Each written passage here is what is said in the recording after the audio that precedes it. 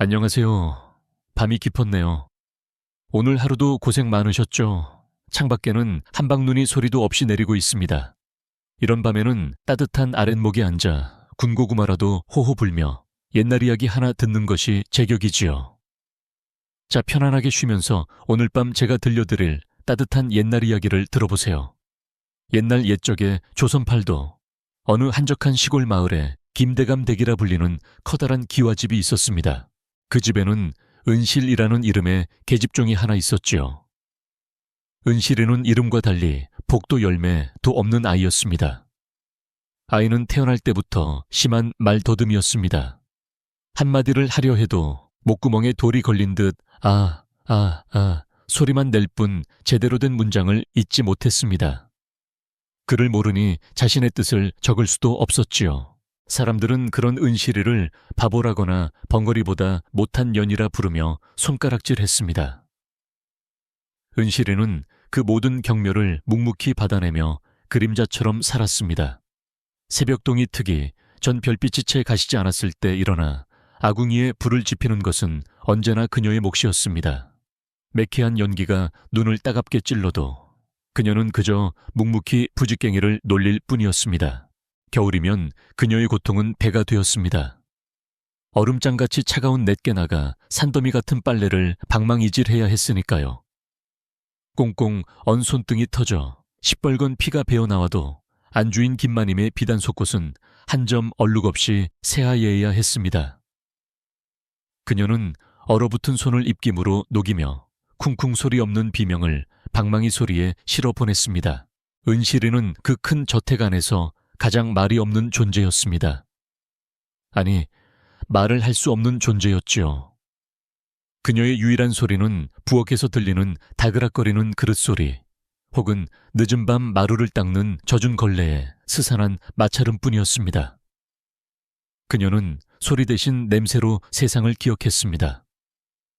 쌀뜨물의 구수한 냄새, 약탕기에서 피어오르는 쓴 약자의 냄새, 그리고 김마님의 방에서 나는 값비싼 향 내음까지도요. 그러던 어느 늦가을 찬바람이 문풍지를 울리던 날이었습니다. 김마님은 한양에서 내려온 귀한 손님, 아마도 높은 벼슬아치인 듯한 중년의 사내를 맞이하고 있었습니다. 사랑방에는 따뜻한 온기가 감돌았고 김마님의 웃음소리는 평소보다 한 톤 높았습니다. 은실이는 조심스럽게 차를 다려 찻상을 들고 사랑방 문턱을 넘었습니다. 손님은 말없이 차를 따르는 은실이를 흥미롭게 바라보았습니다. 마님, 저 아이는 참 손이 야무져 보입니다. 헌데 인상이 어두워 보입니다. 손님의 말에 김마님은 입을 가리고 호호 웃었습니다. 어머, 대감도 참, 제 말입니까? 쟤는 벙어리입니다. 아, 벙어리보다 못하지요. 말더듬이 바보랍니다. 제 이름 석자도 겨우 말할걸요. 바보라는 말이 비수처럼 은실이의 가슴에 꽂혔습니다. 순간 손이 부들부들 떨렸고 찻잔이 기우뚱하며 뜨거운 차가 찻상 위로 조금 쏟아졌습니다. 아이고, 이 천한 것이. 김마님이 비명을 질렀습니다. 손님 앞에서 체면을 구겼다는 생각에 얼굴이 불그락푸르락해졌지요. 곁에 시립해 있던 박 집사가 즉시 달려들었습니다. 박 집사는 다짜고짜 은실이의 뺨을 후려쳤습니다. 이 쓸모없는 것 눈가를 어디다 두고 다니는 게야. 은실이가 겁에 질려 뭐라 변명하려 입을 뗐습니다. 그게... 그러자 박 집사는 더욱 악랄하게 그녀의 말을 흉내냈습니다. 이 바보 같은 년 썩 꺼지지 못해. 은실이는 터져 나오는 울음을 삼키며 황급히 방을 빠져나왔습니다. 차가운 마루에 엎드려 쏟아진 찬물을 닦는 그녀의 등 뒤로 김마님이 손님에게 사과하는 소리와 박 집사의 비웃음 섞인 헛기침 소리가 들려왔습니다. 은실이는 축축한 행주를 꽉 쥐었습니다. 그녀의 눈물이 뜨거운 찬물과 섞여 차가운 마룻바닥으로 뚝뚝 떨어졌습니다. 그날 밤 은실이는 자신의 거처인 부엌 옆 헛간에서 잠을 이루지 못했습니다. 얇은 이불로는 살을 내는 겨울밤의 한기를 막을 수 없었습니다. 하지만 그녀를 떨게 한 것은 추위가 아니었습니다. 그것은 심장을 얼어붙게 만드는 깊은 절망과 아무에게도 가닿지 못하는 자신의 목소리에 대한 서러움이었습니다. 그녀는 그저 소리 없이 어둠 속에서 눈물만 흘릴 뿐이었습니다. 그의 겨울은 유난히 춥고 길었습니다. 은실이가 쫓겨나기 며칠 전 대갓집 안주인인 김마님이 아끼던 옥비녀 하나가 감쪽같이 사라지는 일이 발생했습니다.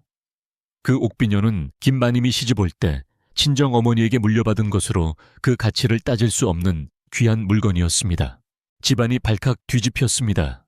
하인들이 모두 마당에 불려나와 족치기 조사를 당했지만 비녀의 행방은 묘연했습니다. 김마님은 분노로 얼굴이 새빨개져 소리를 질렀습니다. 이 집 안에 도둑이 있다 당장 찾아내지 못할까. 그때 박 집사의 교활한 눈이 마당 구석에서 벌벌 떨고 있는 은실을 향했습니다. 박 집사는 틈을 놓치지 않고 김마님에게 읍소했습니다. 마님 소인이 생각하기에 저 바보 같은 은실이가 의심스럽습니다. 워낙 멍청하여 물건의 귀함을 모르고 장난삼아 숨겼거나 아니면 누가 시켜 훔쳤을지도 모릅니다. 보십시오. 겁에 질려 말도 제대로 못하지 않습니까? 모든 시선이 은실에게 쏠렸습니다. 사실 은실이는 그날 아침 박 집사가 김마님의 방 근처를 어슬렁거리는 것을 보았습니다. 하지만 그녀는 그 사실을 말할 수 없었습니다. 그녀가 다급하게 손을 저으며 박 집사를 가리켰습니다. 집. 그러나 그녀의 필사적인 외침은 아무에게도 닿지 않았습니다.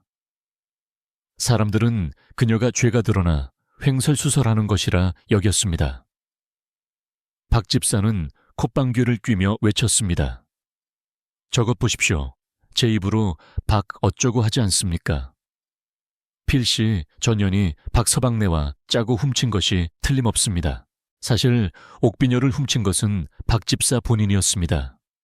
그는 노름빚에 쪼들려 주인의 물건에 손을 댔고 가장 만만한 은실에게 죄를 뒤집어 씌우려 한 것입니다. 진실을 알 리 없는 김마님은 체면이 구겨진 것과 재물을 잃은 것에 이성을 잃었습니다. 저 흉물을 당장 포박하라 실토할 때까지 매우 쳐라. 하인들이 달려들어 은실이를 기둥에 묶었습니다. 매질이 시작되었습니다. 아니. 은실이는 살점이 터져나가는 고통 속에서도 아니라고 외치려 했지만 그 소리는 그저 알아들을 수 없는 신음이 되어 흩어졌습니다. 결국 은실이는 피투성이가 된 채 혼절했고 박 집사는 혀를 차며 말했습니다. 마님, 독한 년입니다. 저런 흉물을 집에 두면 우환이 끓습니다. 당장 내쫓으시지요. 그날 밤 사방은 칠흑 같았고 매서운 눈보라가 세상을 집어삼킬 듯 몰아쳤습니다. 은실이는 얇은 무명옷 하나만 걸친 채 대문 밖으로 내던져졌습니다. 다시는 이 집 문턱을 넘을 생각 마라. 쾅! 하고 닫히는 육중한 대문 소리는 그녀의 삶이 끝났음을 알리는 소리 같았습니다. 은실이는 칼바람 속을 정처 없이 걸었습니다. 온몸의 상처가 얼어붙는 듯 아팠고 굶주림에 현기증이 났습니다. 눈보라는 점점 더 거세져 한치 앞을 분간할 수 없었습니다. 이대로 길바닥에서 얼어 죽는구나 생각하며 그녀는 거대한 눈더미 위로 쓰러졌습니다. 의식이 가물가물해지던 바로 그때 저 멀리 희미한 불빛 하나가 그녀의 눈에 들어왔습니다. 그것은 마을 가장자리 쓰러져가는 초가집에서 새어나오는 작은 등불빛이었습니다. 은실이는 마지막 남은 힘을 쥐어짜 그 빛을 향해 기어갔습니다. 그리고 마침내 쌀이문 앞에 다다라 그대로 정신을 잃었습니다. 잠시 후 문이 열리고 창백한 얼굴에 한 선비가 나타났습니다. 그는 마을에서 가장 가난한 선비 강민이었습니다. 부모를 일찍 여의고 홀로 책을 읽으며 과거를 준비하는 청년이었지요. 강민은 밤늦도록 책을 읽다 문 밖의 이상한 소리에 나와본 것이었습니다. 그는 눈 속에 파묻힌 채 피를 흘리고 있는 은실을 보고 깜짝 놀랐습니다. 아니, 자네는 김대감 댁 계집종이 아닌가. 강민 역시 넉넉한 형편은 아니었지만 차마 죽어가는 사람을 외면할 수는 없었습니다. 그는 마른 체구에도 불구하고 은실을 번쩍 안아들었습니다. 이복의 정신 차리게 이러다 정말 얼어 죽겠네. 그는 은실을 자신의 차가운 방 안으로 옮겼습니다. 방 안은 가난 그 자체였습니다. 세간이라곤 낡은 책 몇 권과 벼루 하나, 그리고 작은 화로가 전부였습니다. 하지만 강민은 그 작은 화로에 마지막 남은 숯을 털어넣어 불을 피웠습니다. 그리고 묵묵히 눈을 녹여 물을 끓이고 더러운 천조각으로 은실의 상처를 닦아주기 시작했습니다. 그는 아무것도 묻지 않았습니다. 왜 맞았는지, 왜 쫓겨났는지. 그저 자신의 하나뿐인 이불을 찢어 상처를 감싸주고 남은 겉옷을 덮어주었습니다. 은실은 태어나 처음으로 타인의 온기를 느꼈습니다. 묻지 않는 다정함이 100마디 위로보다 따뜻하게 느껴졌습니다. 며칠이 지나 은실이는 조금씩 기력을 차렸습니다. 그녀는 말없이 일어나 강민의 방을 둘러보았습니다. 방구석에는 며칠은 굶은 듯한 빈 쌀독과 아무렇게나 흩어진 책들뿐이었습니다. 강민은 그런 것에는 아랑곳하지 않고 닳고 다른 책 한 권을 들고 밤새도록 골똘히 무언가를 외우고 있었습니다. 은실이는 몸을 움직여 부엌으로 나갔습니다. 그리고 강민이 아껴둔 얼마 안 되는 곡식을 찾아내 조심스럽게 밥을 짓기 시작했습니다. 곧 구수한 밥 냄새와 뜨끈한 된장국 냄새가 차가운 방 안을 채웠습니다. 강민은 책에서 눈을 떼고는 놀란 눈으로 그녀를 바라보았습니다. 그날 이후 두 사람의 기묘한 동거가 시작되었습니다. 강민은 낮에는 훈장님께 책을 빌리러 다녔고 밤에는 등불 밑에서 소리내어 책을 읽었습니다. 은실이는 그런 강민을 위해 밥을 짓고 해진 도포를 밤새워 꿰매고 흩어진 그의 원고를 가지런히 정리했습니다. 두 사람은 서로에게 한마디 말도 걸지 않았지만 세상에서 버림받은 두 외로운 영혼은 그렇게 서로의 상처를 묵묵히 보듬어주기 시작했습니다. 봄이 오고 얼어붙었던 땅이 풀리자 강민의 마음도 다급해지기 시작했습니다. 고을마다 3년에 한 번씩 열리는 향시가 코앞으로 다가왔기 때문입니다.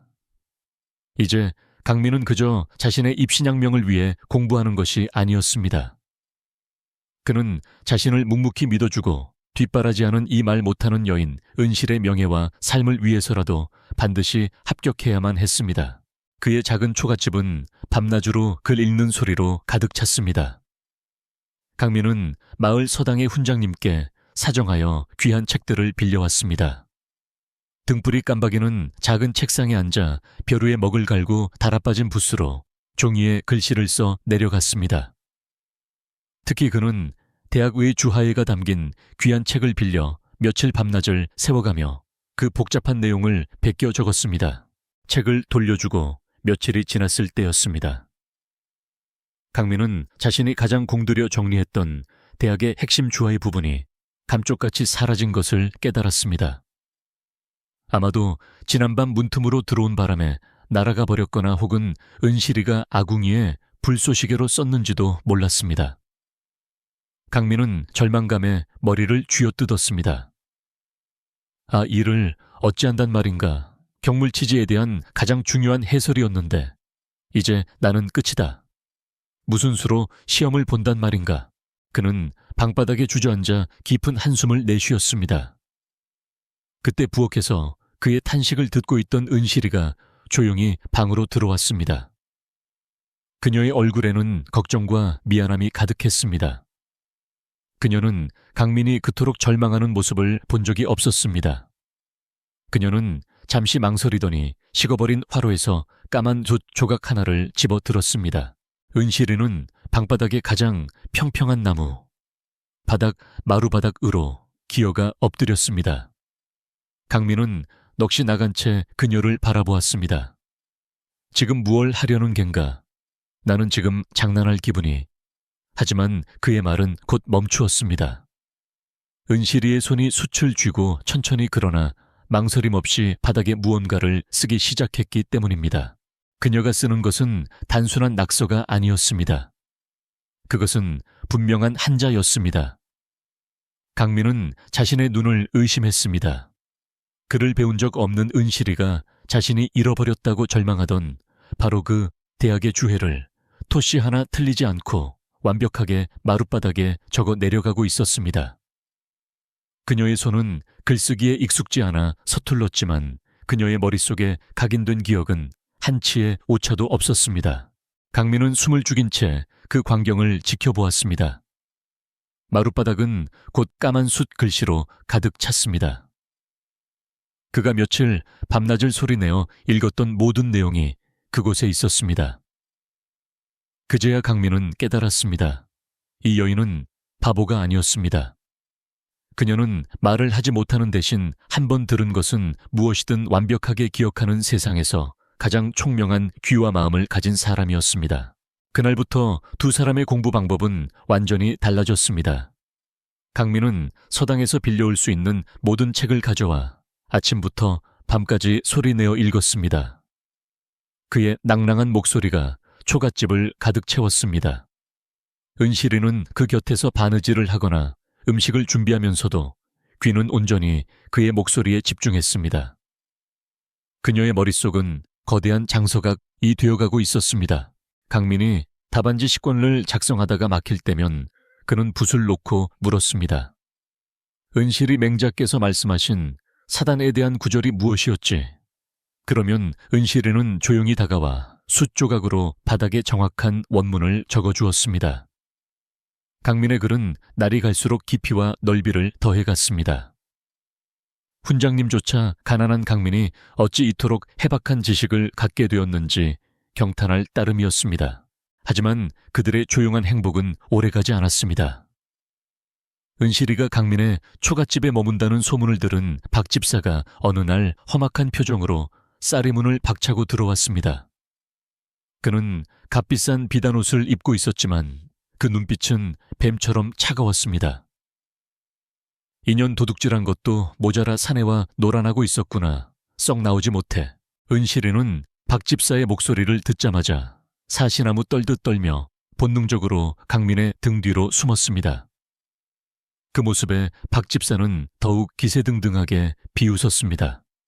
허거렁뱅이 선비놈과 도망친 종년이라 천생연분이 따로 없구나. 마님께서 당장 그년의 다리 몽둥이를 부러뜨려 광에 가두라 하셨다. 순순히 따라와라. 박 집사가 은실의 머리채를 잡으려 손을 뻗는 순간이었습니다. 강민이 그의 앞을 막아섰습니다. 지금의 강민은 예전의 소심한 선비가 아니었습니다. 그의 눈은 은실에게서 얻은 지혜와 확신으로 빛나고 있었습니다. 멈추시오. 강민의 목소리는 낮았지만 단호했습니다. 이 사람은 더 이상 당신들의 노비가 아니오. 뭐라고? 박 집사가 어이없다는 듯 되물었습니다. 강민은 한 걸음 더 다가서며 말했습니다. 그리고 이 사람은 당신들이 말하는 바보가 아니오. 이 사람의 마음은 당신네 그 부패한 주인집의 그 누구보다 깨끗하고 고결하오. 이 사람은 나의 석이요. 당장 이곳에서 떠나시오. 나의 석이라는 말에 은실이의 심장이 크게 울렸습니다. 그녀는 강민의 등 뒤에서 조심스럽게 고개를 내밀었습니다. 그리고는 떨리는 다리에 힘을 주어 강민의 옆에 나란히 섰습니다.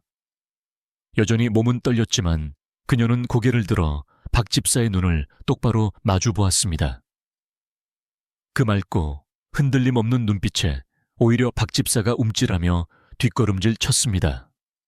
네, 내 놈들이 두고 보자 관에 고발하여 둘 다 콩밥을 먹여줄 테다. 박 집사는 악에 바친 소리를 지르며 허둥지둥 도망쳤습니다. 그 무렵 고을의 형암이 향시를 앞두고 고을 유생들의 실력을 알아보기 위해 작은 글짓기 대회를 열었습니다. 시제는 예와이인 대하여였습니다. 강민은 박 집사와의 일을 떠올리며 붓을 들었습니다. 그는 진정한 예란 거칠의 인사가 아니며 진정한 인이란 말하지 못하는 자의 마음까지 헤아려 그 천성을 귀히 여기는 것이라는 내용의 글을 열정을 다해 써내려갔습니다.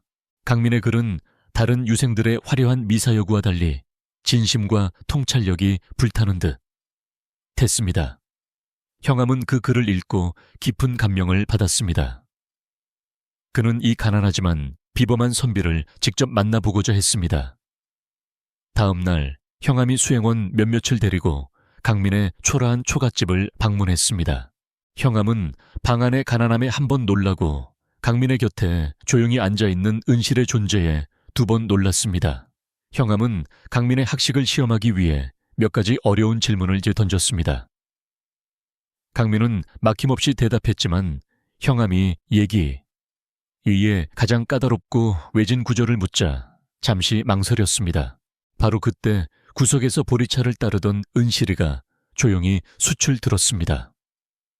그리고는 형암이 볼 수 있도록 마룻바닥에 짧고 정확한 한자 한 줄을 적었습니다. 그것은 형암이 질문한 것에 대한 완벽한 답이었습니다. 형암은 마룻바닥의 글씨와 은실 그리고 강민을 번갈아 보았습니다. 그의 눈이 경이로움으로 커졌습니다. 그는 모든 것을 깨달았습니다. 그는 비웃거나 조롱하지 않았습니다. 대신 두 사람을 향해 깊은 존경심이 담긴 눈빛을 보냈습니다. 헤어허, 형암이 낮은 목소리로 감탄했습니다. 그대는 사막에서 샘물을 찾아꾸려. 젊은이, 그대의 지식도 훌륭하지만 그 마음은 더욱 훌륭하네. 그리고 낭자, 형암이 은실을 향해 말했습니다. 낭자의 침묵은 천마디 빈말보다 더 큰 울림을 가지고 있어. 다가오는 향시를 잘 준비하게. 내 그대들을 유심히 지켜보겠네. 시간은 흘러 마침내 향시가 열리는 날이 밝았습니다. 강민은 은실이가 밤새워 다듬고 꿰매준 그의 유일한 외출복인 낡은 도포를 입었습니다. 문을 나서기 전 은실이는 말없이 뜨끈한 밥 한 그릇을 차려주었습니다. 그 안에는 그녀의 모든 염원과 믿음이 담겨 있었습니다. 강민은 그 밥을 천천히 남김없이 먹고는 그녀를 향해 깊이 고개를 숙였습니다. 시험장 고시장은 긴장감으로 가득 찼습니다. 수많은 유생이 저마다의 꿈을 안고 흰 답안지 앞에 앉았습니다. 그날의 시제는 백성의 고통을 어루만지는 목민관의 자세, 무민관, 지자세에 대한 것이었습니다. 시제를 받아든 강민의 눈앞에 지난 겨울 눈보라 속에서 죽어가던 은실이의 모습과 그녀의 상처를 무시했던 박 집사의 오만한 얼굴이 스쳐 지나갔습니다. 강민은 붓을 들었습니다. 그는 책에서 배운 화려한 이론을 적지 않았습니다.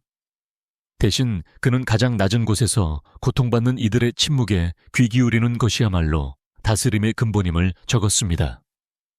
말하지 못하는 자의 눈물 속에 진실이 있으며 가장 약한 자를 업신여기지 않는 것이 인요의 시작이라고 힘주어서 내려갔습니다. 그의 글은 은실이의 삶으로 배운 살아있는 글이었습니다. 결과가 발표되던 날 강민의 이름은 방방 외 가장 높은 곳 장원 庄유엔의 자리에 걸려 있었습니다.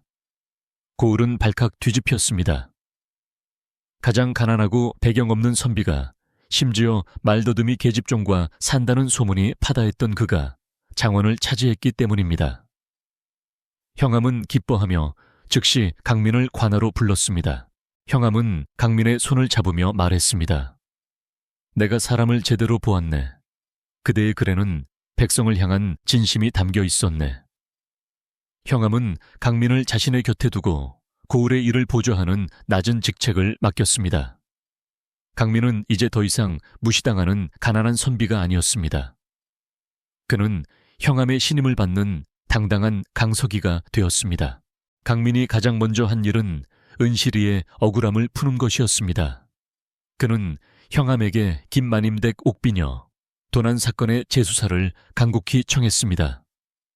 사또 저의 아내가 된 은실이는 그날의 일을 정확히 기억하고 있습니다. 그녀의 기억은 한치의 오차도 없습니다. 형암은 즉시 박 집사를 잡아들여 신문했습니다. 박 집사는 처음에는 완강히 부인했지만 은실이가 그날 그가 했던 말, 그의 동선, 그가 만났던 사람을 정확하게 수치로 적어내자 안색이 새파랗게 질렸습니다. 형암이 은실이의 기억을 토대로 박 집사의 빚쟁이들을 추궁하자 마침내 그가 옥빈녀를 노름빛 대신 넘겼다는 자백을 받아낼 수 있었습니다. 진실은 삽시간에 마을 전체로 퍼져나갔습니다. 박 집사는 모든 재산을 몰수당하고 먼 섬으로 귀양을 가게 되었습니다. 김마님은 더 큰 망신을 당했습니다. 귀한 갑오를 도둑맞은 것도 모자란 요 죄 없는 여종에게 누명을 씌우고 내쫓았으며 심지어 그 바보라고 무시했던 여종이 진짜 천재였다는 사실이 드러났기 때문입니다. 양반들 사이에서 김마님은 어리석고 부덕한 여인의 상징이 되었습니다. 그녀는 사람들의 손가락질을 견디지 못하고 대문을 걸어 잠갔고 그 화려했던 기와집은 손님의 발길이 끊겨 잡초만 무성한 폐가처럼 변해갔습니다. 그 어떤 재물로도 무너진 가문의 명예와 사람들의 경멸을 되돌릴 수는 없었습니다. 한편 강민은 형암에게서 받은 녹봉과 상금으로 마을 어귀에 작지만 단단한 기와집을 새로 지었습니다. 그는 가장 먼저 집안에 커다란 서재를 만들고 은실이가 그토록 원했던 깨끗한 부엌을 마련했습니다. 더 이상 눈보라가 새어들지 않는 따뜻한 집이었습니다. 그리고 그는 고을 사람들을 모두 초대한 자리에서 은실이와 정식으로 혼례를 올렸습니다. 사람들은 수군거렸습니다. 양반이 어찌 천출의 그것도 말더듬이를 정실 부인으로. 하지만 강민은 은실이의 손을 굳게 잡고 당당하게 말했습니다. 이 사람은 나의 아내이며 나의 가장 위대한 스승입니다. 형암까지 참석하여 그들의 결합을 축복하자 그 누구도 감히 두 사람을 흉보지 못했습니다. 시간이 흘러 또다시 따뜻한 봄이 찾아왔습니다. 만물이 소생하는 계절이었습니다. 강민은 이제 고을에 존경받는 학자이자 관리로서 백성들을 위한 정책을 기록하고 있었습니다. 그의 서재에는 책이 가득했습니다. 은실이는 더 이상 누더기 옷을 입지 않았습니다. 그녀는 고운 비단 한복을 차려입고 남편을 위해 정성껏 달인 차를 들고 서재로 들어왔습니다. 강민은 글을 쓰다 말고 아내를 보며 미소 지었습니다. 은실이의 얼굴은 예전의 그늘과 두려움 대신 평온과 행복으로 빛나고 있었습니다. 그녀는 찻잔을 내려놓고는 수줍은 듯 자신의 배를 가리켰습니다. 약간 불러온 배는 새로운 생명이 자라고 있음을 알려주었습니다. 강민의 눈이 놀라움과 기쁨으로 커졌습니다. 그가 감격에 겨워 아내의 손을 잡으려 할 때였습니다. 은실이가 그의 눈을 마주보며 천천히, 아주 천천히 입을 열었습니다. 그녀의 목소리는 여전히 조금 떨렸지만 그 어떤 소리보다 분명하게 울렸습니다. 고맙습니다, 서방님. 그것은 그녀가 평생을 바쳐 완성한 세상에서 가장 아름다운 말이었습니다. 강민은 말없이 그녀를 끌어안았습니다. 두 사람의 행복은 더 이상 말이 필요 없었습니다. 그들의 조용한 기쁨은 새로 지은 기와집 처마 밑에서 지저귀는 제빗소리와 함께 따뜻한 봄바람을 타고 멀리 퍼져나갔습니다. 안녕하세요. 밤이 깊었네요. 오늘 하루도 고생 많으셨죠? 창밖에는 한방눈이 소리도 없이 내리고 있습니다. 이런 밤에는 따뜻한 아랫목에 앉아 군고구마라도 호호 불며 옛날 이야기 하나 듣는 것이 제격이지요. 자, 편안하게 쉬면서 오늘 밤 제가 들려드릴 따뜻한 옛날 이야기를 들어보세요. 옛날 옛적에 조선팔도 어느 한적한 시골 마을에 김대감 댁이라 불리는 커다란 기와집이 있었습니다. 그 집에는 은실이라는 이름의 계집종이 하나 있었지요. 은실이는 이름과 달리 복도 열매도 없는 아이였습니다. 아이는 태어날 때부터 심한 말더듬이었습니다. 한마디를 하려 해도 목구멍에 돌이 걸린 듯 소리만 낼 뿐 제대로 된 문장을 잇지 못했습니다. 글을 모르니 자신의 뜻을 적을 수도 없었지요. 사람들은 그런 은실이를 바보라거나 벙어리보다 못한 년이라 부르며 손가락질했습니다. 은실이는 그 모든 경멸을 묵묵히 받아내며 그림자처럼 살았습니다. 새벽동이 특이 전 별빛이 채 가시지 않았을 때 일어나 아궁이에 불을 지피는 것은 언제나 그녀의 몫이었습니다.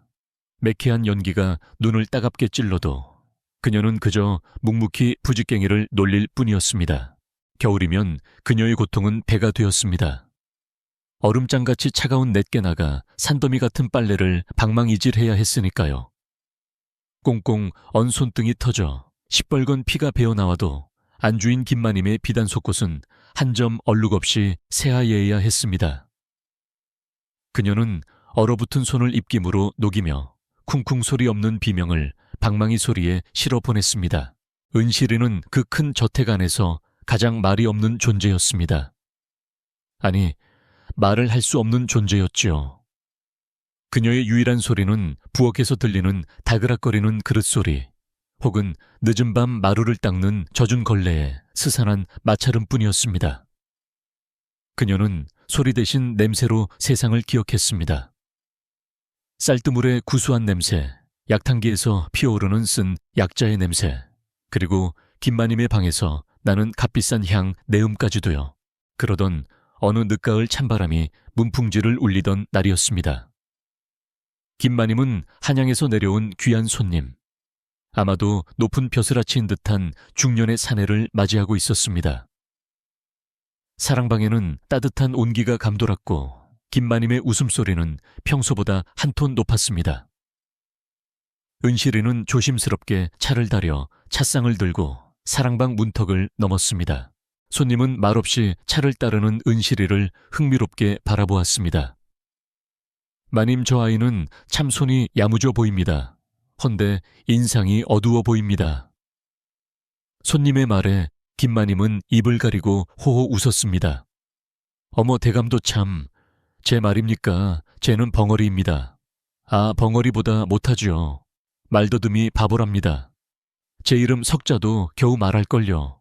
바보라는 말이 비수처럼 은실이의 가슴에 꽂혔습니다. 순간 손이 부들부들 떨렸고 찻잔이 기우뚱하며 뜨거운 차가 찻상 위로 조금 쏟아졌습니다. 아이고, 이 천한 것이. 김마님이 비명을 질렀습니다. 손님 앞에서 체면을 구겼다는 생각에 얼굴이 불그락푸르락해졌지요.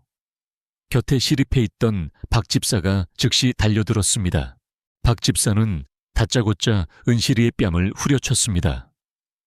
이 쓸모없는 것 눈가를 어디다 두고 다니는 게야. 은실이가 겁에 질려 뭐라 변명하려 입을 뗐습니다. 그게... 그러자 박 집사는 더욱 악랄하게 그녀의 말을 흉내냈습니다. 이 바보 같은 년 썩 꺼지지 못해. 은실이는 터져 나오는 울음을 삼키며 황급히 방을 빠져나왔습니다. 차가운 마루에 엎드려 쏟아진 찬물을 닦는 그녀의 등 뒤로 김마님이 손님에게 사과하는 소리와 박 집사의 비웃음 섞인 헛기침 소리가 들려왔습니다. 은실이는 축축한 행주를 꽉 쥐었습니다. 그녀의 눈물이 뜨거운 찬물과 섞여 차가운 마룻바닥으로 뚝뚝 떨어졌습니다. 그날 밤 은실이는 자신의 거처인 부엌 옆 헛간에서 잠을 이루지 못했습니다. 얇은 이불로는 살을 내는 겨울밤의 한기를 막을 수 없었습니다. 하지만 그녀를 떨게 한 것은 추위가 아니었습니다. 그것은 심장을 얼어붙게 만드는 깊은 절망과 아무에게도 가닿지 못하는 자신의 목소리에 대한 서러움이었습니다. 그녀는 그저 소리 없이 어둠 속에서 눈물만 흘릴 뿐이었습니다.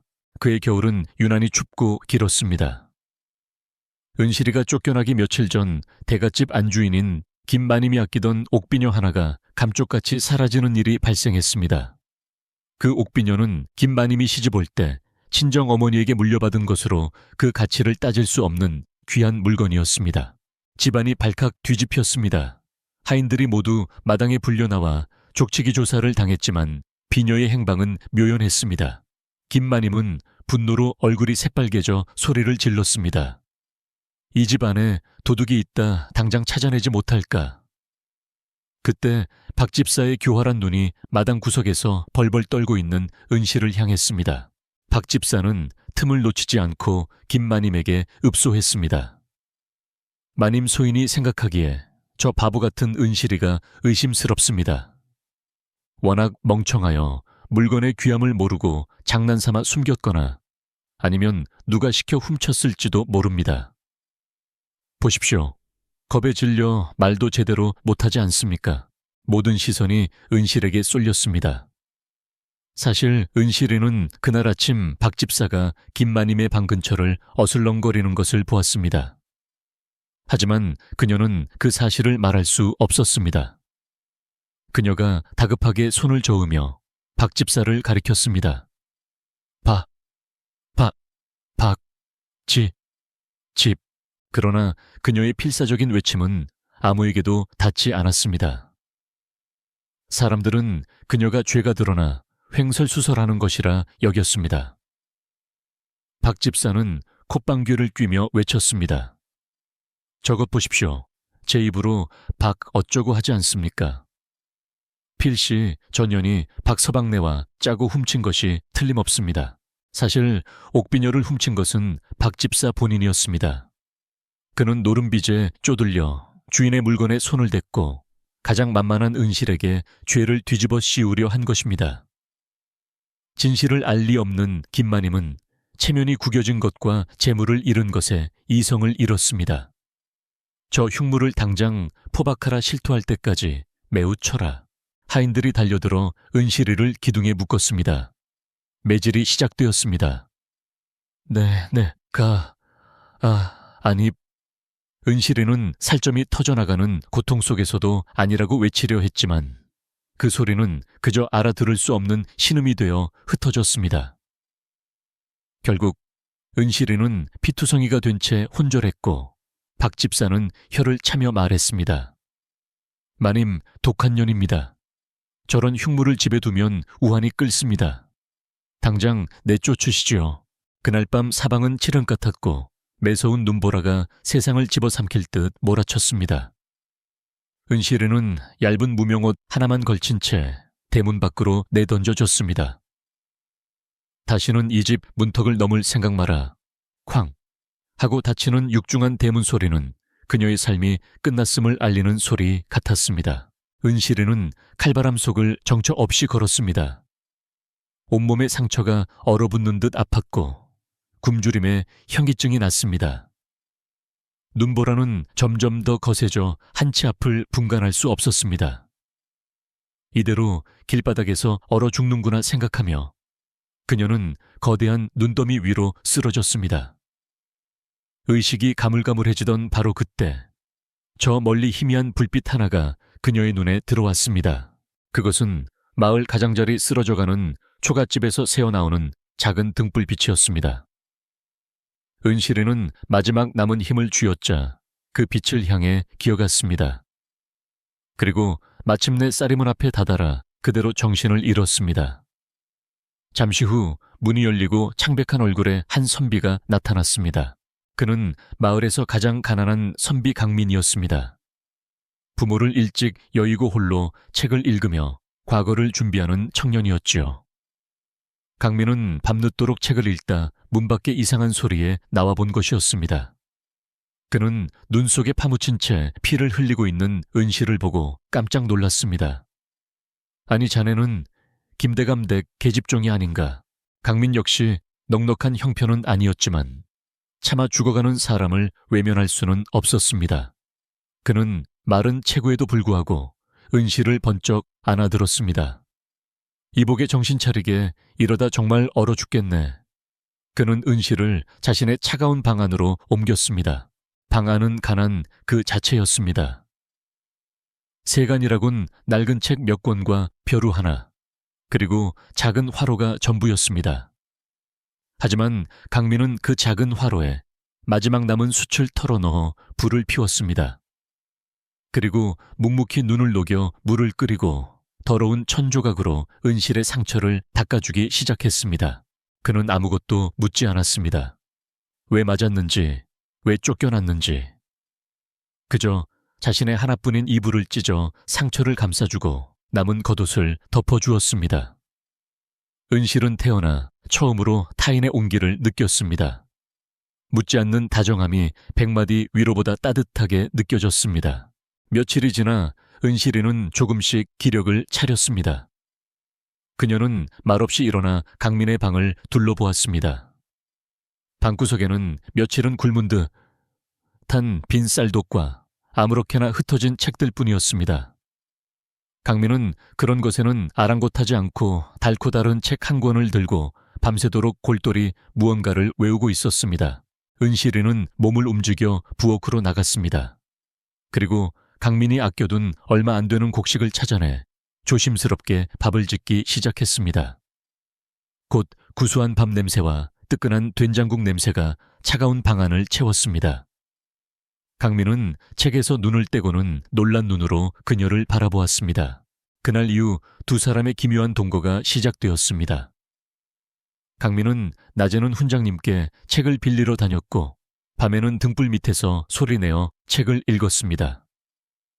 은실이는 그런 강민을 위해 밥을 짓고 해진 도포를 밤새워 꿰매고 흩어진 그의 원고를 가지런히 정리했습니다.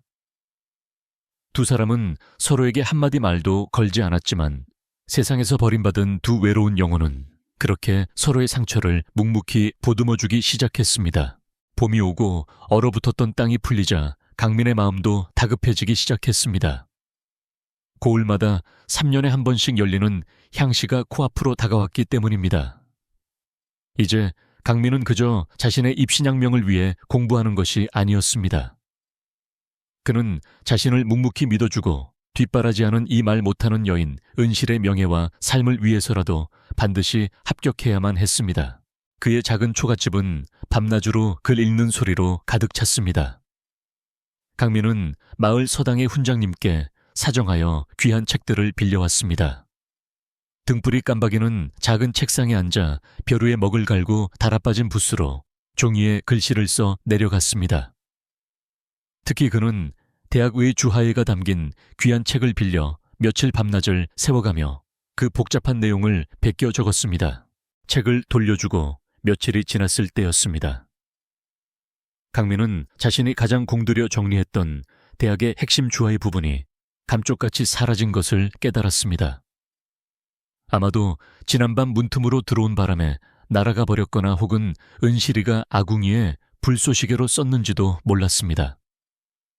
강민은 절망감에 머리를 쥐어뜯었습니다. 아, 이를 어찌한단 말인가. 경물치지에 대한 가장 중요한 해설이었는데 이제 나는 끝이다. 무슨 수로 시험을 본단 말인가. 그는 방바닥에 주저앉아 깊은 한숨을 내쉬었습니다. 그때 부엌에서 그의 탄식을 듣고 있던 은실이가 조용히 방으로 들어왔습니다. 그녀의 얼굴에는 걱정과 미안함이 가득했습니다. 그녀는 강민이 그토록 절망하는 모습을 본 적이 없었습니다. 그녀는 잠시 망설이더니 식어버린 화로에서 까만 돛 조각 하나를 집어 들었습니다. 은실이는 방바닥에 가장 평평한 나무, 바닥 마루바닥으로 기어가 엎드렸습니다. 강민은 넋이 나간 채 그녀를 바라보았습니다. 지금 무얼 하려는 겐가? 나는 지금 장난할 기분이. 하지만 그의 말은 곧 멈추었습니다. 은실이의 손이 숯을 쥐고 천천히 그러나 망설임 없이 바닥에 무언가를 쓰기 시작했기 때문입니다. 그녀가 쓰는 것은 단순한 낙서가 아니었습니다. 그것은 분명한 한자였습니다. 강민은 자신의 눈을 의심했습니다. 글을 배운 적 없는 은실이가 자신이 잃어버렸다고 절망하던 바로 그 대학의 주해를 토씨 하나 틀리지 않고 완벽하게 마룻바닥에 적어 내려가고 있었습니다. 그녀의 손은 글쓰기에 익숙지 않아 서툴렀지만 그녀의 머릿속에 각인된 기억은 한치의 오차도 없었습니다. 강민은 숨을 죽인 채 그 광경을 지켜보았습니다. 마룻바닥은 곧 까만 숯 글씨로 가득 찼습니다. 그가 며칠 밤낮을 소리내어 읽었던 모든 내용이 그곳에 있었습니다. 그제야 강민은 깨달았습니다. 이 여인은 바보가 아니었습니다.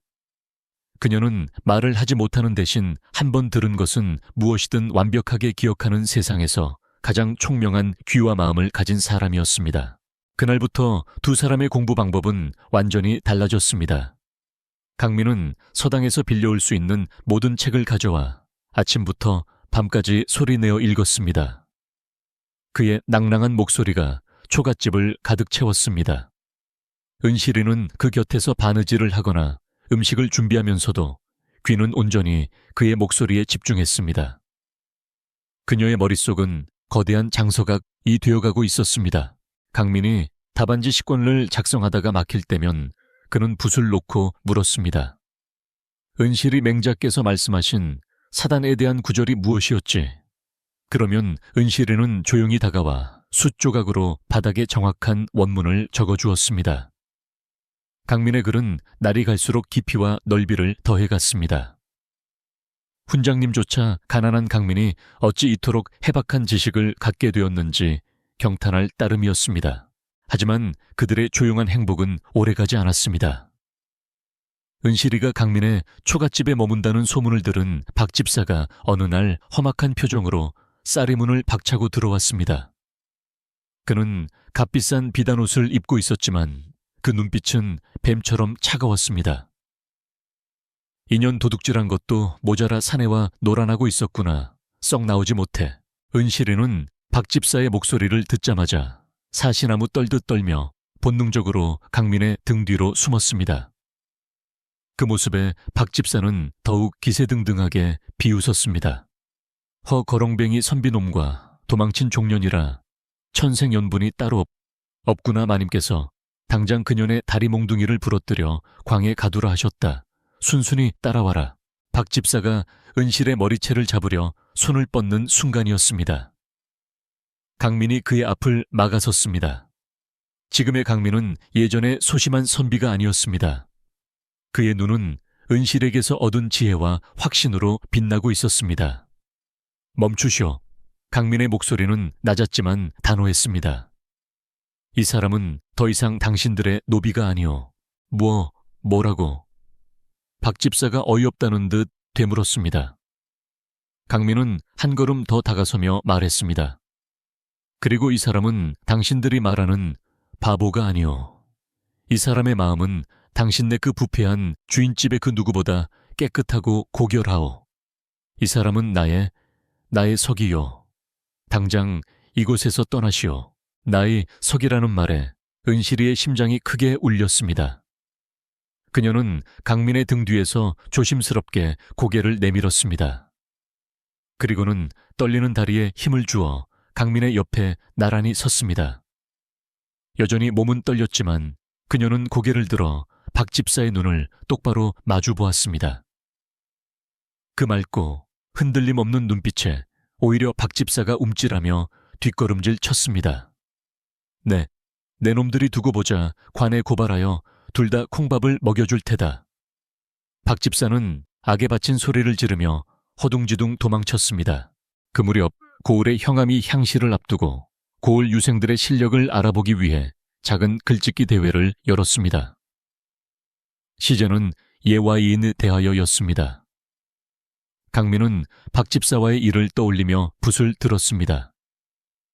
그는 진정한 예란 거칠의 인사가 아니며 진정한 인이란 말하지 못하는 자의 마음까지 헤아려 그 천성을 귀히 여기는 것이라는 내용의 글을 열정을 다해 써내려갔습니다.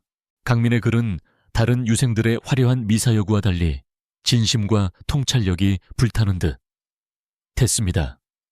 형암은 그 글을 읽고 깊은 감명을 받았습니다. 그는 이 가난하지만 비범한 선비를 직접 만나보고자 했습니다.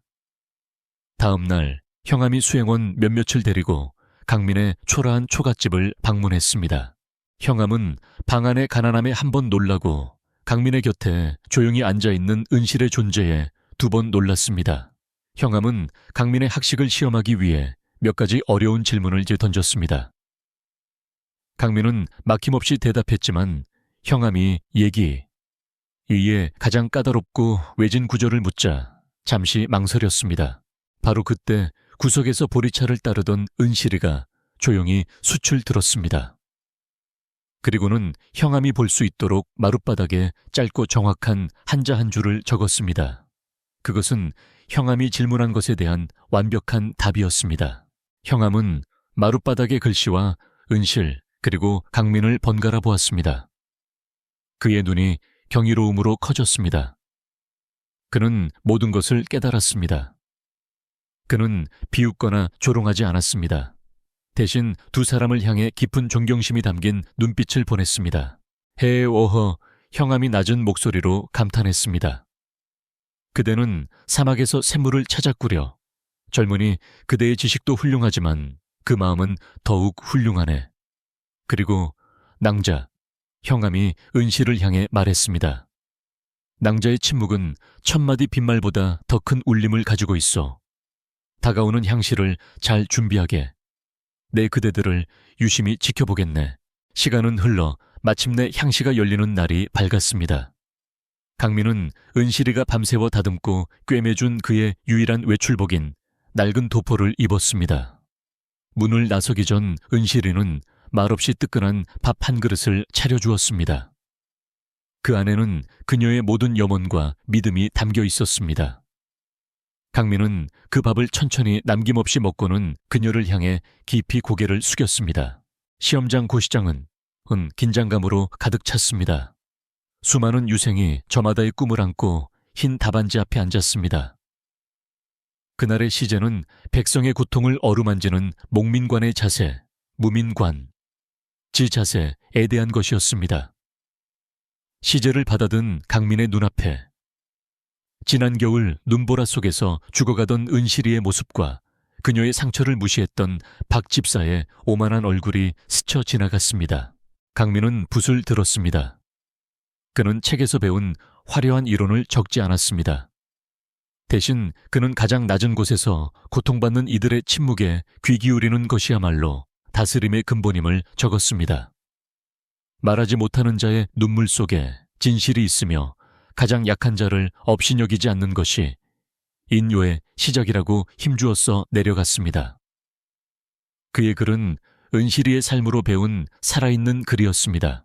결과가 발표되던 날, 강민의 이름은 방방 외 가장 높은 곳, 장원 좌유엔의 자리에 걸려 있었습니다.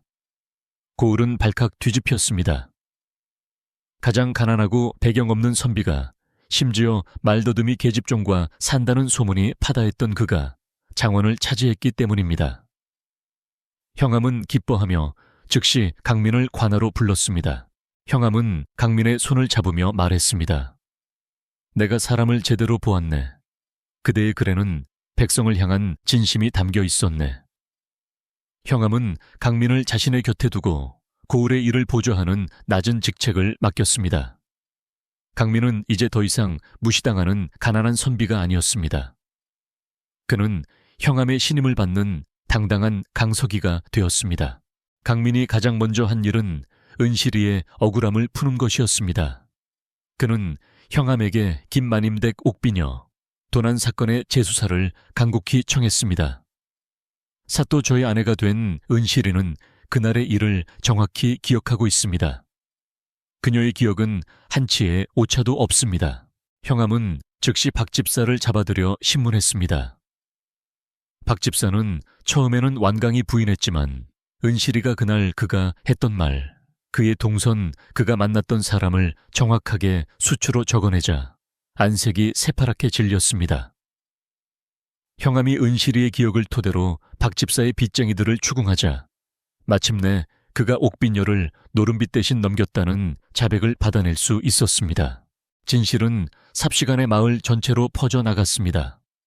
박 집사는 모든 재산을 몰수당하고 먼 섬으로 귀양을 가게 되었습니다.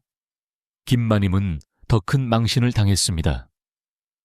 귀한 갑오를 도둑맞은 것도 모자란 요 죄 없는 여종에게 누명을 씌우고 내쫓았으며 심지어 그 바보라고 무시했던 여종이 진짜 천재였다는 사실이 드러났기 때문입니다. 양반들 사이에서 김마님은 어리석고 부덕한 여인의 상징이 되었습니다. 그녀는 사람들의 손가락질을 견디지 못하고 대문을 걸어 잠갔고 그 화려했던 기와집은 손님의 발길이 끊겨 잡초만 무성한 폐가처럼 변해갔습니다. 그 어떤 재물로도 무너진 가문의 명예와 사람들의 경멸을 되돌릴 수는 없었습니다.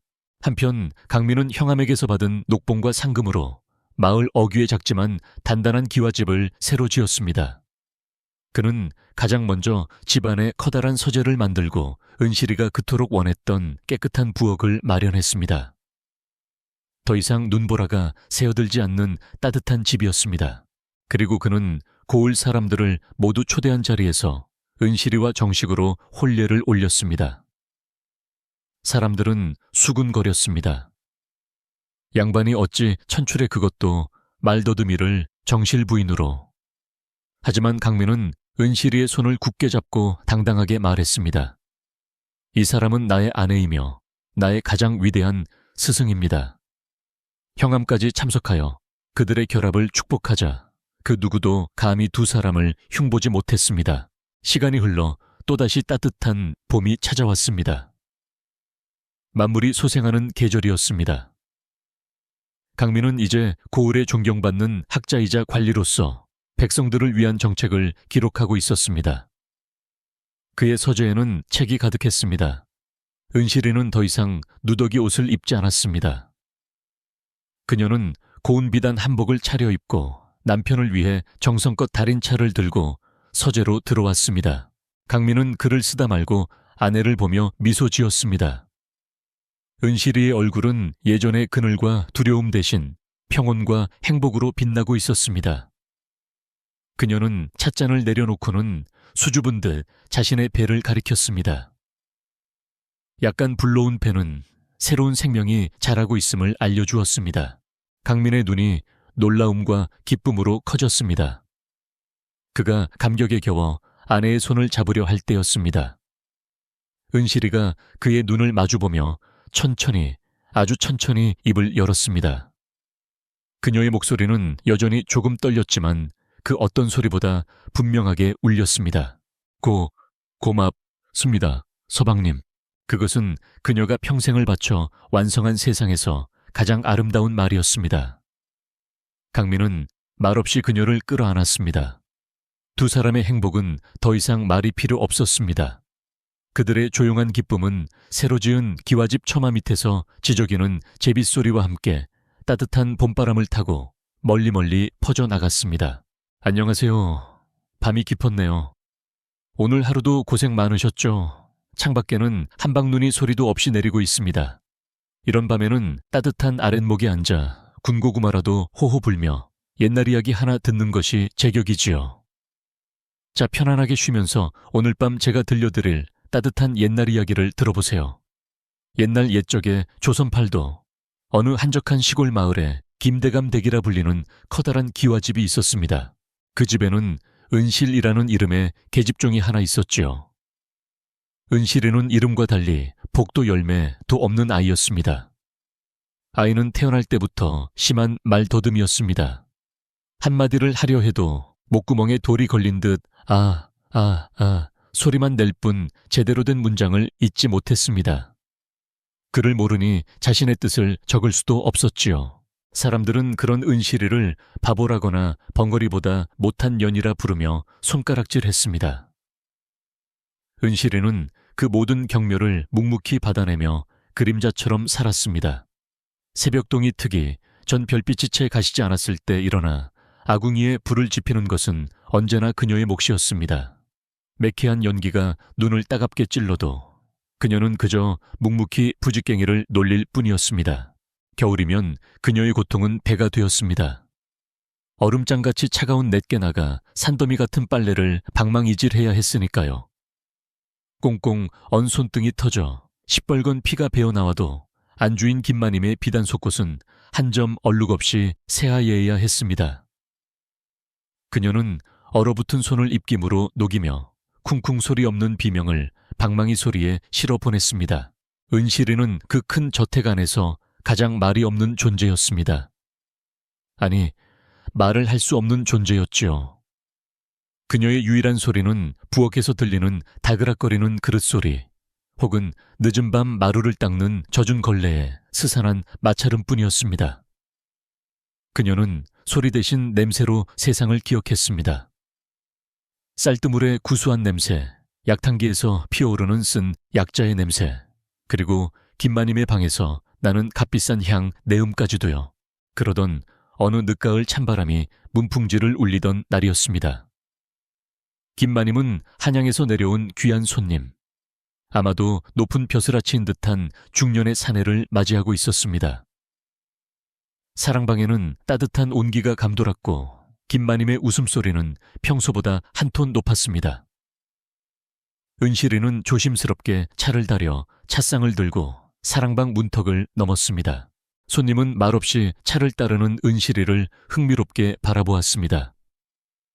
마님, 저 아이는 참 손이 야무져 보입니다. 헌데 인상이 어두워 보입니다. 손님의 말에 김마님은 입을 가리고 호호 웃었습니다.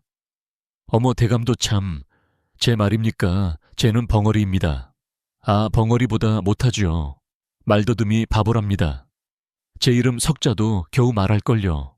바보라는 말이 비수처럼 은실이의 가슴에 꽂혔습니다. 순간 손이 부들부들 떨렸고 찻잔이 기우뚱하며 뜨거운 차가 찻상 위로 조금 쏟아졌습니다. 아이고, 이 천한 것이. 김마님이 비명을 질렀습니다.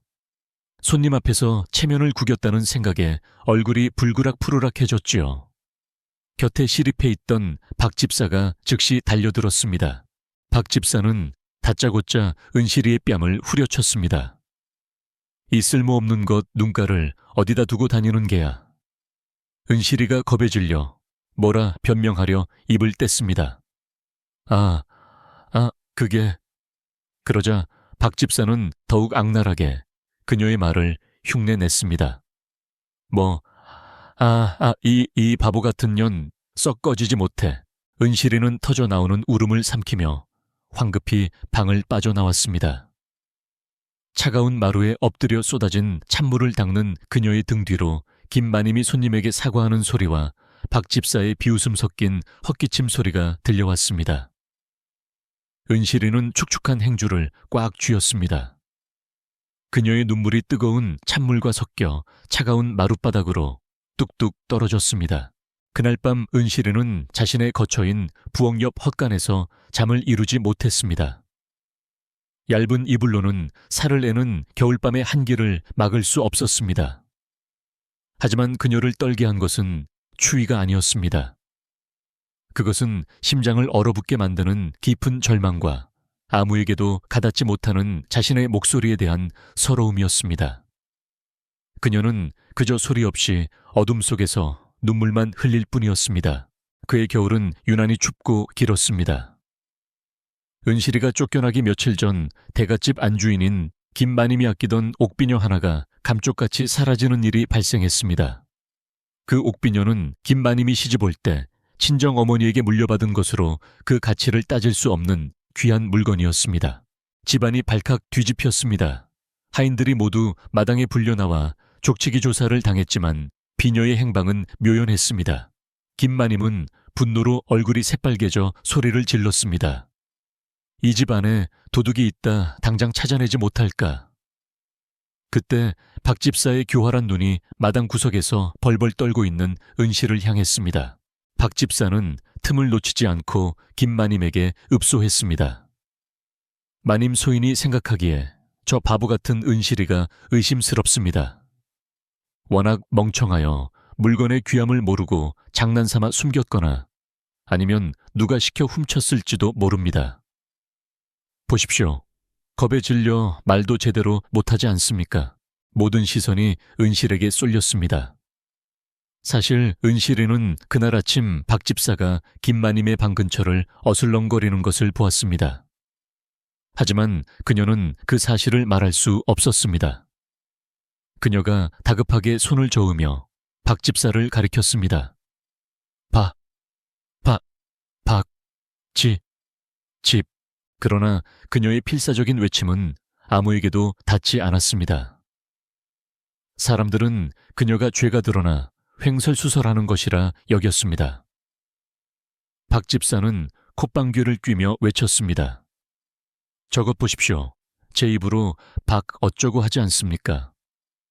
필시 전년이 박 서방네와 짜고 훔친 것이 틀림없습니다. 사실 옥비녀를 훔친 것은 박 집사 본인이었습니다. 그는 노름빚에 쪼들려 주인의 물건에 손을 댔고 가장 만만한 은실에게 죄를 뒤집어 씌우려 한 것입니다. 진실을 알 리 없는 김마님은 체면이 구겨진 것과 재물을 잃은 것에 이성을 잃었습니다. 저 흉물을 당장 포박하라 실토할 때까지 매우 초라. 하인들이 달려들어 은실이를 기둥에 묶었습니다. 매질이 시작되었습니다. 아니. 은실이는 살점이 터져나가는 고통 속에서도 아니라고 외치려 했지만 그 소리는 그저 알아들을 수 없는 신음이 되어 흩어졌습니다. 결국 은실이는 피투성이가 된 채 혼절했고 박 집사는 혀를 차며 말했습니다. 마님, 독한 년입니다. 저런 흉물을 집에 두면 우환이 끓습니다. 당장 내쫓으시지요. 그날 밤 사방은 칠흑 같았고 매서운 눈보라가 세상을 집어삼킬 듯 몰아쳤습니다. 은실이는 얇은 무명옷 하나만 걸친 채 대문 밖으로 내던져졌습니다. 다시는 이 집 문턱을 넘을 생각 마라. 쾅! 하고 닫히는 육중한 대문 소리는 그녀의 삶이 끝났음을 알리는 소리 같았습니다. 은실이는 칼바람 속을 정처 없이 걸었습니다. 온몸의 상처가 얼어붙는 듯 아팠고 굶주림에 현기증이 났습니다.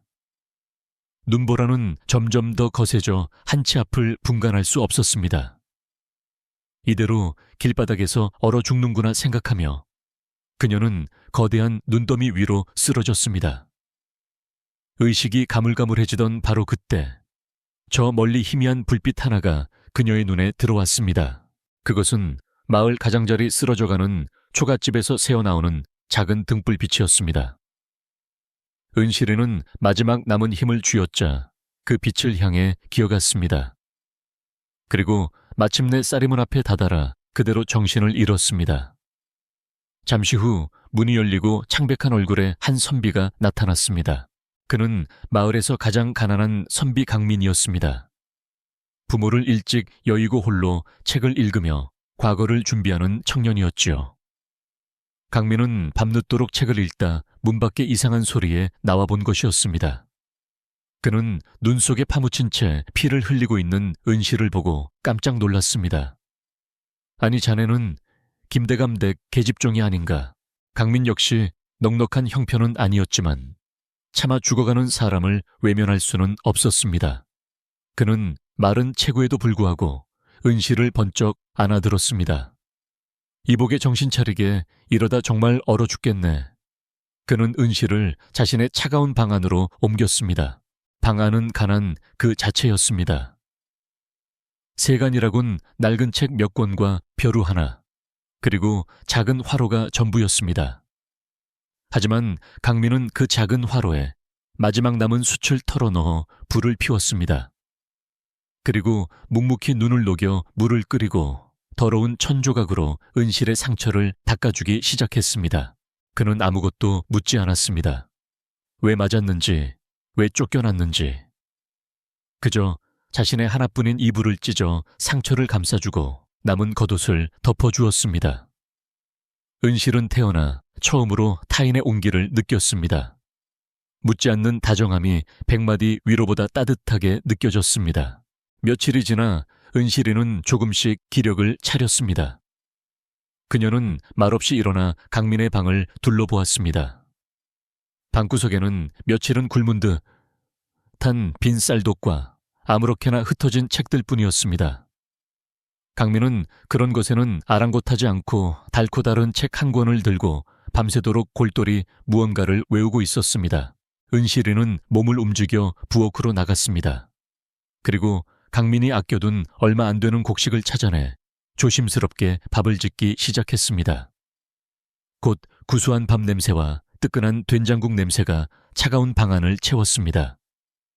강민은 책에서 눈을 떼고는 놀란 눈으로 그녀를 바라보았습니다. 그날 이후 두 사람의 기묘한 동거가 시작되었습니다. 강민은 낮에는 훈장님께 책을 빌리러 다녔고 밤에는 등불 밑에서 소리내어 책을 읽었습니다. 은실이는 그런 강민을 위해 밥을 짓고 해진 도포를 밤새워 꿰매고 흩어진 그의 원고를 가지런히 정리했습니다. 두 사람은 서로에게 한마디 말도 걸지 않았지만 세상에서 버림받은 두 외로운 영혼은 그렇게 서로의 상처를 묵묵히 보듬어주기 시작했습니다. 봄이 오고 얼어붙었던 땅이 풀리자 강민의 마음도 다급해지기 시작했습니다. 고을마다 3년에 한 번씩 열리는 향시가 코앞으로 다가왔기 때문입니다.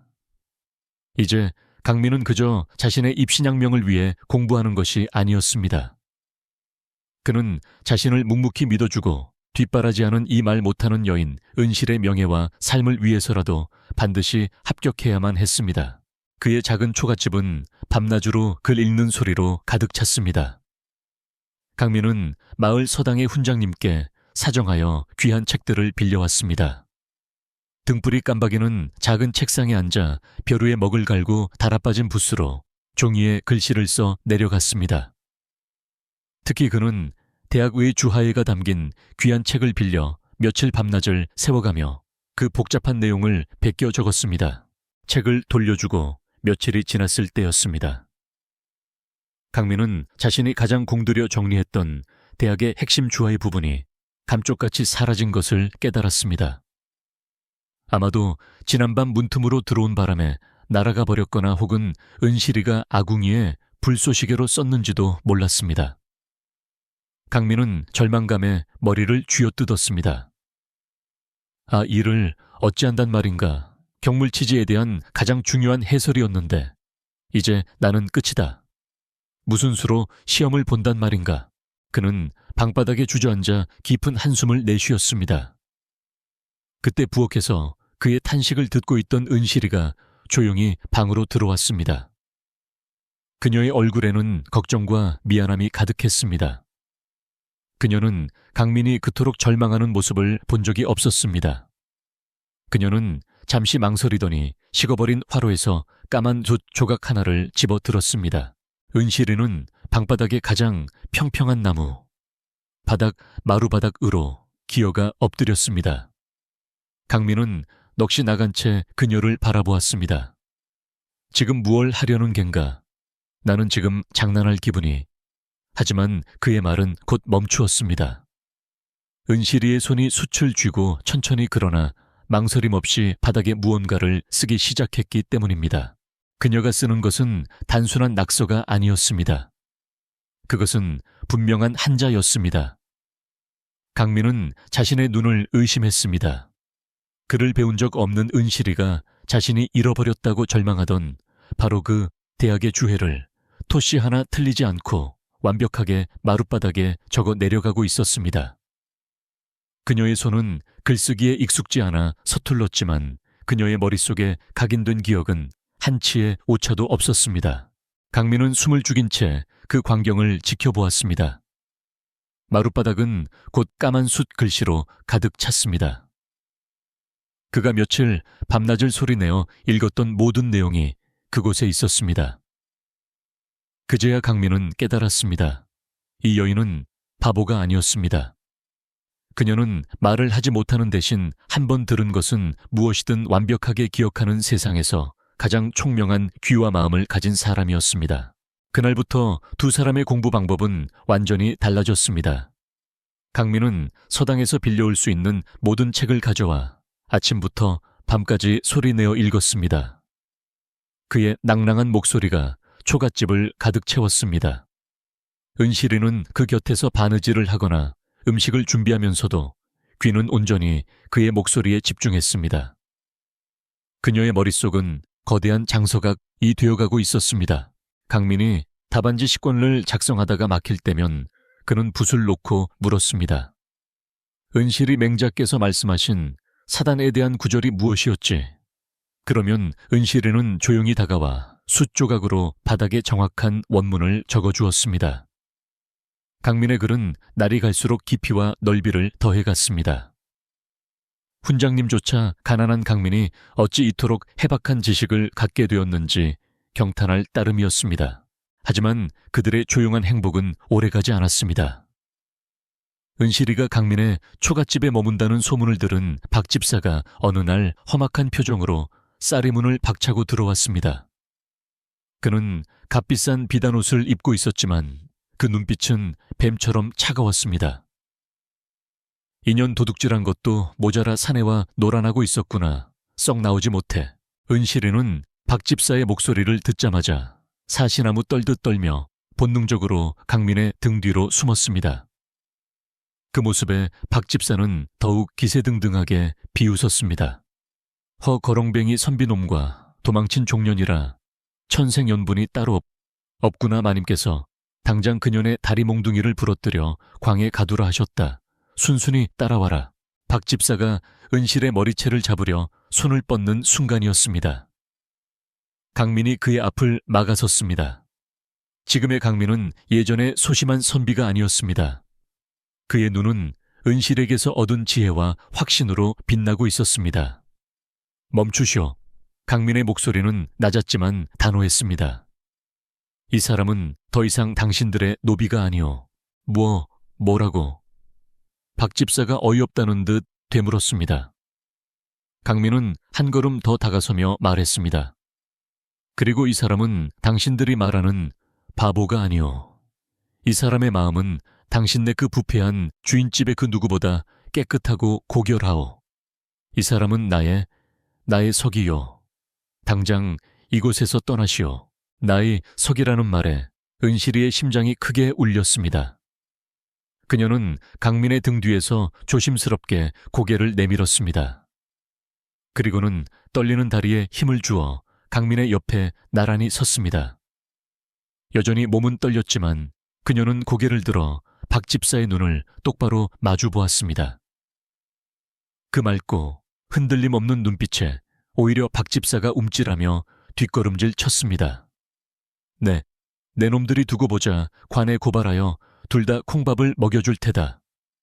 박 집사는 악에 바친 소리를 지르며 허둥지둥 도망쳤습니다. 그 무렵 고을의 형암이 향시를 앞두고 고을 유생들의 실력을 알아보기 위해 작은 글짓기 대회를 열었습니다.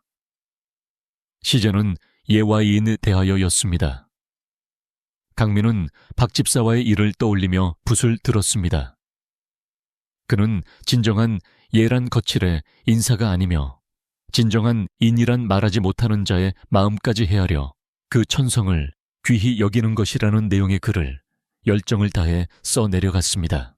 강민의 글은 다른 유생들의 화려한 미사여구와 달리 진심과 통찰력이 불타는 듯 했습니다. 형암은 그 글을 읽고 깊은 감명을 받았습니다. 그는 이 가난하지만 비범한 선비를 직접 만나보고자 했습니다. 다음 날 형암이 수행원 몇몇을 데리고 강민의 초라한 초가집을 방문했습니다. 형암은 방 안의 가난함에 한 번 놀라고 강민의 곁에 조용히 앉아있는 은실의 존재에 두 번 놀랐습니다. 형암은 강민의 학식을 시험하기 위해 몇 가지 어려운 질문을 던졌습니다. 강민은 막힘없이 대답했지만 형암이 이에 가장 까다롭고 외진 구절을 묻자 잠시 망설였습니다. 바로 그때 구석에서 보리차를 따르던 은실이가 조용히 숯을 들었습니다. 그리고는 형암이 볼 수 있도록 마룻바닥에 짧고 정확한 한자 한 줄을 적었습니다. 그것은 형암이 질문한 것에 대한 완벽한 답이었습니다. 형암은 마룻바닥의 글씨와 은실 그리고 강민을 번갈아 보았습니다. 그의 눈이 경이로움으로 커졌습니다. 그는 모든 것을 깨달았습니다. 그는 비웃거나 조롱하지 않았습니다. 대신 두 사람을 향해 깊은 존경심이 담긴 눈빛을 보냈습니다. 헤어허, 형암이 낮은 목소리로 감탄했습니다. 그대는 사막에서 샘물을 찾아꾸려. 젊은이, 그대의 지식도 훌륭하지만 그 마음은 더욱 훌륭하네. 그리고 낭자, 형암이 은실을 향해 말했습니다. 낭자의 침묵은 천마디 빈말보다 더 큰 울림을 가지고 있어. 다가오는 향시를 잘 준비하게. 내 그대들을 유심히 지켜보겠네.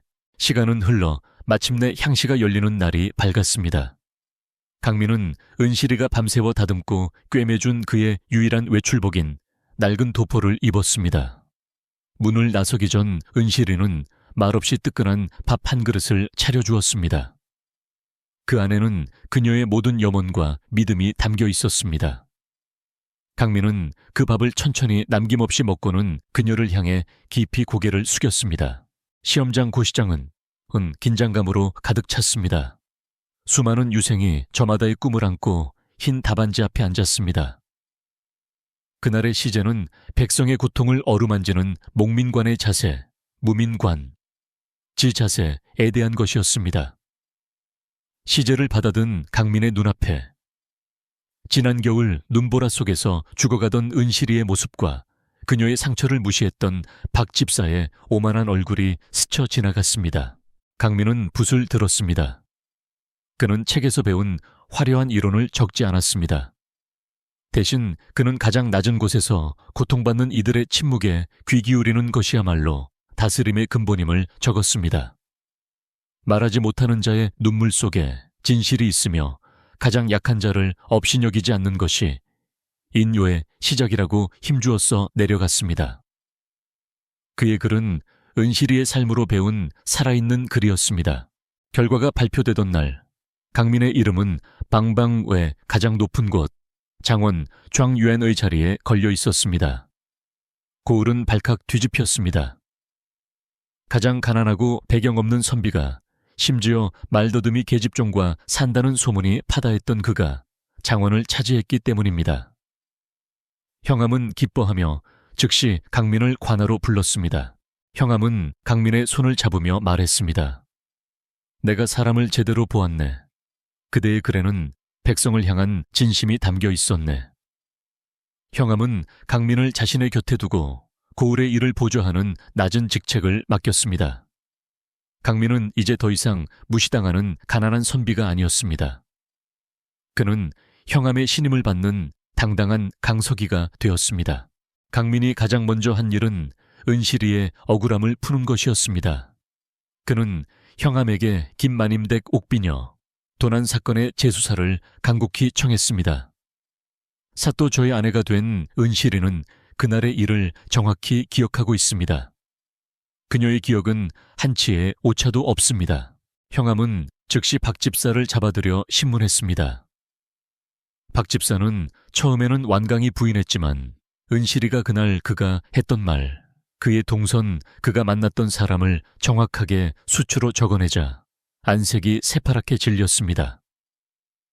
형암이 은실이의 기억을 토대로 박 집사의 빚쟁이들을 추궁하자 마침내 그가 옥빈녀를 노름빛 대신 넘겼다는 자백을 받아낼 수 있었습니다. 진실은 삽시간에 마을 전체로 퍼져나갔습니다. 박 집사는 모든 재산을 몰수당하고 먼 섬으로 귀양을 가게 되었습니다. 김마님은 더 큰 망신을 당했습니다. 귀한 갑오를 도둑맞은 것도 모자란 요 죄 없는 여종에게 누명을 씌우고 내쫓았으며 심지어 그 바보라고 무시했던 여종이 진짜 천재였다는 사실이 드러났기 때문입니다. 양반들 사이에서 김마님은 어리석고 부덕한 여인의 상징이 되었습니다. 그녀는 사람들의 손가락질을 견디지 못하고 대문을 걸어 잠갔고 그 화려했던 기와집은 손님의 발길이 끊겨 잡초만 무성한 폐가처럼 변해갔습니다. 그 어떤 재물로도 무너진 가문의 명예와 사람들의 경멸을 되돌릴 수는 없었습니다. 한편 강민은 형암에게서 받은 녹봉과 상금으로 마을 어귀에 작지만 단단한 기와집을 새로 지었습니다. 그는 가장 먼저 집안에 커다란 서재를 만들고 은실이가 그토록 원했던 깨끗한 부엌을 마련했습니다. 더 이상 눈보라가 새어들지 않는 따뜻한 집이었습니다. 그리고 그는 고을 사람들을 모두 초대한 자리에서 은실이와 정식으로 혼례를 올렸습니다. 사람들은 수군거렸습니다. 양반이 어찌 천출의 그것도 말더듬이를 정실 부인으로. 하지만 강민은 은실이의 손을 굳게 잡고 당당하게 말했습니다. 이 사람은 나의 아내이며 나의 가장 위대한 스승입니다. 형암까지 참석하여 그들의 결합을 축복하자 그 누구도 감히 두 사람을 흉보지 못했습니다. 시간이 흘러 또다시 따뜻한 봄이 찾아왔습니다. 만물이 소생하는 계절이었습니다. 강민은 이제 고을에 존경받는 학자이자 관리로서 백성들을 위한 정책을 기록하고 있었습니다. 그의 서재에는 책이 가득했습니다. 은실이는 더 이상 누더기 옷을 입지 않았습니다. 그녀는 고운 비단 한복을 차려입고 남편을 위해 정성껏 달인 차를 들고 서재로 들어왔습니다. 강민은 글을 쓰다 말고 아내를 보며 미소 지었습니다. 은실이의 얼굴은 예전의 그늘과 두려움 대신 평온과 행복으로 빛나고 있었습니다. 그녀는 찻잔을 내려놓고는 수줍은 듯 자신의 배를 가리켰습니다. 약간 불러온 배는 새로운 생명이 자라고 있음을 알려주었습니다. 강민의 눈이 놀라움과 기쁨으로 커졌습니다. 그가 감격에 겨워 아내의 손을 잡으려 할 때였습니다. 은실이가 그의 눈을 마주보며 천천히, 아주 천천히 입을 열었습니다. 그녀의 목소리는 여전히 조금 떨렸지만 그 어떤 소리보다 분명하게 울렸습니다. 고맙습니다, 서방님. 그것은 그녀가 평생을 바쳐 완성한 세상에서 가장 아름다운 말이었습니다. 강민은 말없이 그녀를 끌어안았습니다. 두 사람의 행복은 더 이상 말이 필요 없었습니다. 그들의 조용한 기쁨은 새로 지은 기와집 처마 밑에서 지저귀는 제빗소리와 함께 따뜻한 봄바람을 타고 멀리 퍼져나갔습니다.